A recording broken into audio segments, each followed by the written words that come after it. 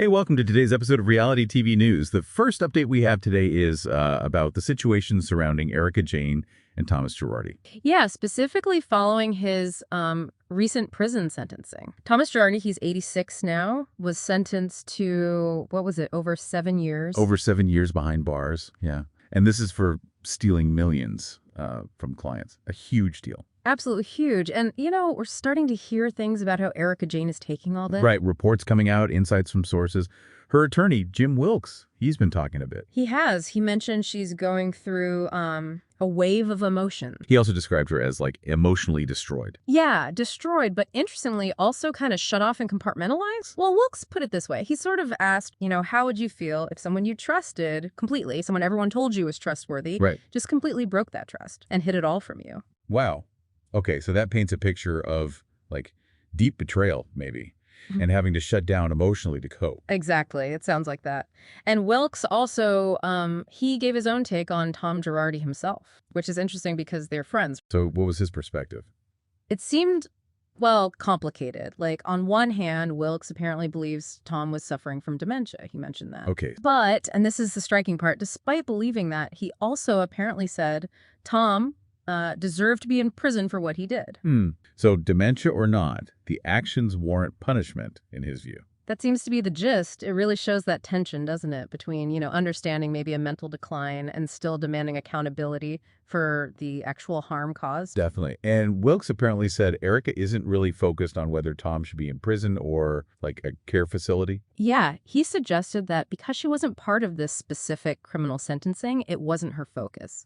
Wilkes basically said, look, getting charged and sentenced, that's just what happens when people do these things. Sort of a consequences perspective. Right. He said he takes no joy in seeing someone suffer, but he was pretty clear that Tom, even with his status, did stupid stuff, his words, and deserves to be punished. He acknowledged prison is prison, even minimum security. Exactly. Now, speaking of Erika's situation, Wilkes also touched on the divorce. That's something a lot of people wonder about. Oh, yeah. What did he say about that? Is it moving forward? Well, according to the reports on what Wilkes said, probably not, given Tom's declining mental state and now being incarcerated. So the divorce might just never happen. That's what Wilkes suggested is likely.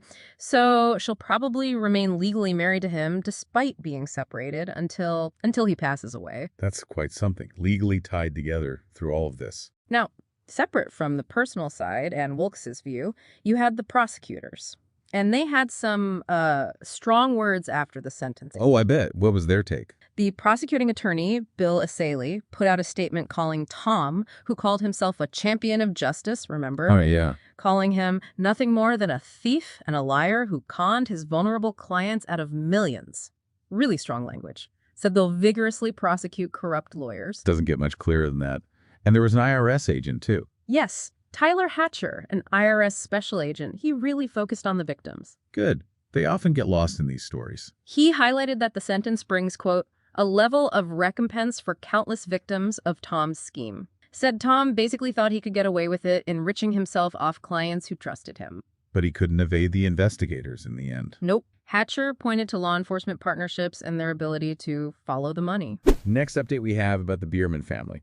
Specifically, Ariana Biermann's take on Kim and Kroy's divorce. Yeah, this is from Ariana's appearance on Gia Giudice's podcast, Casual Chaos. It was the June 9th episode. And she talked about her parents' divorce, Kim Zolciak and Kroy Biermann. She did, but her main focus seemed to be the impact on her younger siblings, you know, KJ, Cash, Kaya, and Kane. What was her main point there? That the kids need to be the priority. She said she tells her parents constantly, it's about the kids, and that's who you need to be focused on. That sounds like she's trying to mediate, almost. A bit, yeah. She described the whole situation between Kim and Kroy as coming from hurt and anger and money. Ariana said, money destroys so many things, so many relationships. And she really emphasized the stress on the younger kids, saying they should never have to think about money.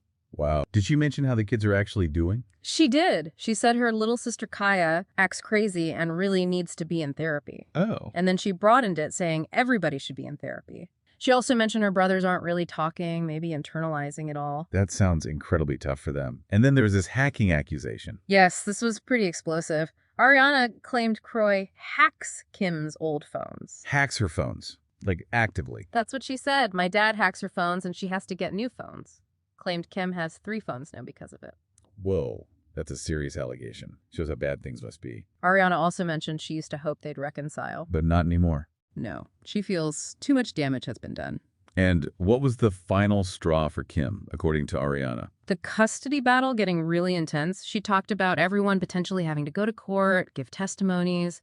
She called it the most insane thing ever. God, testifying your parents' divorce, that's awful for any kid, let alone when it's this public. Absolutely. The article also touched briefly on her next Gen NYC experience, knowing Gia and Brooks Marks before, hoping for a season 2, maybe with more drama. Right, which makes sense, given she was on Gia's podcast. Yeah. And Next Gen NYC is airing now, Tuesdays on Bravo. Yep, season 1. Next update, we have Kim and Kroy actually connects directly to those financial struggles Ariana mentioned. Their house situation. Oh, yeah, this was a big one. A report from the U.S. Sun said Kim and Kroy were actually ejected from their Atlanta mansion. Ejected? By who? By U.S. Marshals back in April 2025. Wait, U.S. Marshals got involved? Why? Well, the context is the house was foreclosed on and sold at auction way back in December 2024 because they hadn't paid the mortgage. So they lost the house months ago, but were still living there. Apparently. The new owners started legal action almost immediately, December 12th, filing paperwork saying Kim and Kroy were basically overstaying. They filed again later, confirming papers were served for a proceeding against a tenant holding over. Which is the legal term for staying put when you're supposed to leave. Exactly. And according to the article, the reason the Marshals had to come in was because Kim and Kroy apparently ignored those legal filings. It escalated to a forced removal. It seems so. The report gave specifics. 4 deputy marshals showed up April 8th at 3:30 p.m. By 6:45 p.m., Kim and Kroy were officially marked as ejected. Wow. That's quite a scene. And the timing of this news coming out. Right. The article points out this broke just about a week after Ariana was on Next Gen NYC talking about her parents taking money she'd earned as a kid. Yeah, we just covered that. Her claims about being on TV since she was 5, brand deals at 14. And saying, unfortunately, my parents took my money. And the part about no transparency, having no idea where it actually went. Definitely a tough situation. Okay, next update we have about Craig Conover and his relationship status, specifically with Natalie Buffett. Right. This is based on a source talking to Us Weekly about why things between Craig and Natalie Buffett haven't progressed. And the headline there, what's the status? The source says they are not exclusive. Not exclusive. And why not, according to this source? 2 main reasons given. Natalie Buffett travels often, and supposedly she told Craig she doesn't want to be in a relationship. So what's Craig's take on it, reportedly? The source says he sees the romance as fun, but ideally Craig likes to settle down. So a mismatch in what they're looking for. Seems like it. The source elaborated, saying he really likes Natalie and they have a lot of fun, but Craig tends to go all in on his relationships and likes being monogamous. Okay. Which means, according to the source, they aren't fully aligned because Natalie Buffett can't be tied down right now. Right. And we should remember, this is all happening after his big breakup with Paige DeSorbo. Yeah, the article reminds us they split late 2024 after 3 years, and Craig had said he was planning to propose. His thing with Natalie Buffett came out months later. Didn't they have some history before, though? They did. An insider mentioned back in April that they met years ago, had a fling in 2019, stopped seeing each other, and are now taking things slow because it's still pretty new. So despite this connection with Natalie, Craig is back out there dating. That's what the source claims, that he's been putting himself back out there, feels more confident, excited to date again, and apparently would be in a relationship right now if it was the best fit. Interesting. So maybe the situation with Natalie isn't quite the best fit he's looking for if you want something exclusive and settled. That's one way to read it. And then Natalie Buffett herself weighed in recently on Instagram. Oh, what did she say? Someone asked if she was dating, and she gave a pretty clear statement. Said she'd never have and never will comment on any current or past relationship. Okay, keeping it private. But she added, she's not dating anyone specific and is just really enjoying the season I'm in right now with my family and friends and traveling the world. Not dating anyone specific and traveling the world. That actually lines up perfectly with what the source said about her. It really does. Reinforces that perspective that she's not looking for something serious right now. Okay.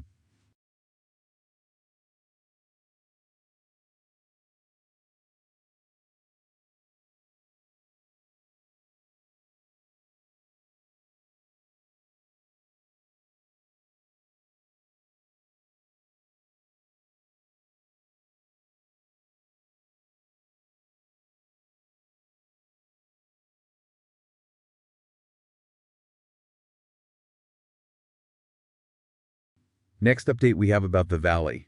We've got a recap of a recent episode. And wow, it sounds like a lot went down. Oh, it was packed. Divorce filings, financial bombshells, major group drama. So the biggest news first. Brittany filed for divorce from Jax Taylor. Yes, officially filed, and the timing was pretty pointed. The recap says it was 2 days before Jax was due out of rehab. Oof. And how is Jax behaving, according to Brittany? Not great, apparently. She accused him of rage, texting her, even stalking her while he was supposedly in treatment. She told Janet Caperna and Jason Caperna that Jax somehow manipulated the front desk person at the rehab to pretend he had a medical emergency, possibly to get info or contact her. It sounded pretty manipulative. Yikes. And then the money stuff came out. Huge financial revelations. Yeah. Brittany explained Jax was behind on the mortgage because he owed a ton in back taxes. Like, a lot. Enough that it caused their mortgage payment to jump from $8,000 a month to $17,000 a month. $17,000? Yeah. Just for the mortgage? Yeah. And because they're married, the IRS apparently took $100,000 directly out of Brittany's bank account to cover his debt. Oh my God. She expressed being terrified about the whole situation, especially not knowing if Jax would contribute financially going forward. And she actually filed the papers during the episode. Yep, they showed her meeting with her lawyer and doing it. It was a really heavy moment. But there was also bar makeover. Yes. Zach Wickham decided to support Brittany by going to Jax's bar, or their shared bar, Jax's Studio City, and basically rebranding it. What did he do? Changed the sign to read Brit's Bar, took down pictures of Jax, put up pictures of Brittany, a total takeover. How did Brittany react to all this? The divorce? The bar? It was complex. The recap noted she struggled throwing out Jax's stuff, admitted she still loves him, felt guilty about the timing with rehab, but then seeing the Brits sign made her ecstatic, like she was reclaiming something. And she had that line to Jesse Lally. Oh, yeah. She said she has Jax by his balls now and expects respect. A definite power shift. Okay, so that's the main divorce drama. What about the rest of the group? Still messy. The awkwardness continued with Janet Caperna, Jason Caperna, Danny Bucco, and Nia Bucco. Danny was really mad about Janet attacking his character. And Jasmine Good tried to make peace. She did, apologized to Janet and Jason for coming in so hot, but then she claimed she didn't spread a rumor. But the show contradicted her. Yep, the recap says they showed clips of her backtracking. Jason was confused about the rumor anyway, and Janet basically accused Jasmine of being Kristen Dout's mouthpiece. Calling her a mouth for the actual mastermind, Kristen Dout. Ouch. And the fight between Danny Bucco and Janet Caperna really blew up over his drinking. What happened there? Janet called out his drunken antics. Then Danny apparently poked her. He poked her. Yeah, Nia was mortified. Janet called him wasted, brought up him grabbing aces. Danny called Janet a snake. Janet basically said he was projecting his own issues with alcohol. It got really ugly. Wow, that sounds intense. And Michelle Saniei was struggling too. Yeah, the episode highlighted her feeling unsupported compared to Brittany. She's going through her own divorce with Jesse Lally, plus her mom is really sick with stage 4 colon cancer, doing chemo. Oh man, that's so much to deal with at once. I can see why she might feel overlooked. For sure. The recap mentioned other bits too. Kristen Dout and Luke Broderick had a housewarming. Zach introduced Jesse Lally to someone named Jenna, who apparently dated Aaron Nosler, Michelle's boyfriend. Wait, Jenna dated Aaron? Twice, apparently. So Jesse was immediately suspicious, trying to figure out the timeline, wondering if Jenna was the woman Michelle supposedly caught Aaron with. More fuel for his theories. I'm always clodding that, Jesse. Seems like it. Luke was also shown planning a surprise proposal for Kristen in Hawaii, counting on Danny to distract her. And Jesse was staying sober to pick up Jax, worried how Jax would react to the bar sign change. Sounds like a typical night for this group. And The Valley is airing Tuesdays on Bravo. Season 2, Tuesdays at 87 Central. Next update we have about Alexis Bellino and John Janssen. There were some rumors flying around. This started, I think, on Facebook, and then the Bravo mom on TikTok shared it. And the claim was pretty big, right? They broken up? Yeah, the story was John Janssen was texting a younger woman, and boom, wedding's off. That was the rumor. But Alexis Bellino responded pretty quickly. On her Instagram, June 9th, she posted saying, basically, "Hi guys, although we are not breaking up like you've heard." Okay, direct denial. Very direct. And then she immediately pivoted to their plans, said they were getting ready for an Alaskan cruise. Oh, interesting. Did she say why they were going now? Yeah, she called it their pre-wedding, let's say honeymoon kind of cruise. The pre-honeymoon. Her reasoning was they'd be too busy after the wedding for a proper honeymoon. So this cruise was happening. That's a pretty specific way to counter the breakup rumor. Like, we're so on, we're doing a pre-honeymoon. Exactly. And she sounded genuinely excited, too, talking about helicopter rides, dog sledding, even asking for advice on other things to do. We're super excited, she said. So definitely projecting everything is fine here. For sure. And the source article mentioned the exact kind of dramatic title of that Facebook post that got shared on TikTok. What did it say? Something like, RHOC's Alexis Bellino shockingly announces the cancellation of her upcoming wedding to fiancé John Janssen after discovering he was texting a younger woman. Wow.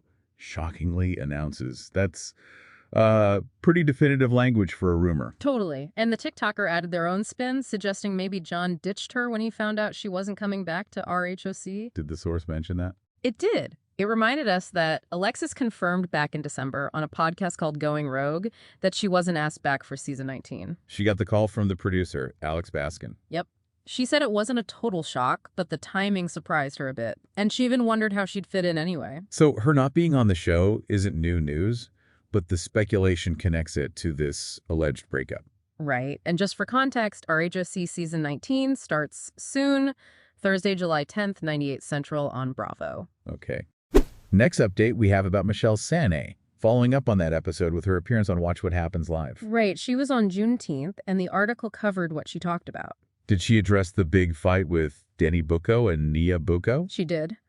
Regarding whether the group was too hard on them, Michelle said she totally agrees with all the women that Danny's behavior was not okay, especially making people uncomfortable. So she backed up Janet Caperna and the others. Pretty much. She also elaborated on Danny's drinking, saying she gets Janet's frustration because Danny's a very lightweight, and they worry about past incidents repeating. Okay, that gives some context. What about Jesse Lally and his conspiracy theories about her? Oh, she went off, called them sick and tired and exhausting. She insists he knows the truth, but just wants to paint me into this horrible picture. Said she just wants to move on. Did Andy Cohen ask about bedroom skills? He did. Asked her to rank Jesse. Her response, let's just say the number's really low. Huh. But she did say something nice about him. Called him a great father, and, interestingly, compared him to Aaron Nosler on cleaning. Who is better? Jesse. Apparently, he's very OCD in cleaning, so he cleaned the house. Good to know. Did she have thoughts on who Jesse should date next? Yeah, she suggested a housewife, specifically an OC housewife. Said he likes the OC world very much. Any specific OC housewife? She didn't name names, just the location preference. Okay. What about his feelings for her? Does she think he still has them? She said she has mixed feelings. Thinks maybe he did back then. Said he'd told her he was struggling and still loved me.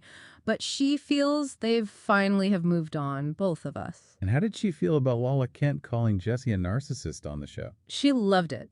Said she's sometimes internal and can't always express herself, so she appreciates friends like Lala speaking up for her. That makes sense. And finally, the big question. Is Brittany Shannon Budor really done with Jax Taylor? Michelle's take was, absolutely. She pointed to the divorce filing, said they're trying to co-parent, but she did add the caveat, at least she is, admitting she couldn't speak for Jax. Fair enough. Did she regret comparing her situation to Brittany's? On the after show, yeah. She admitted, yes, I should never compare. Explained she just meant her own divorce felt really nasty, plus she had the added stress of her mom's illness and feeling unsupported, which hurt my feelings a little bit. Okay, that clarifies her comments from the show.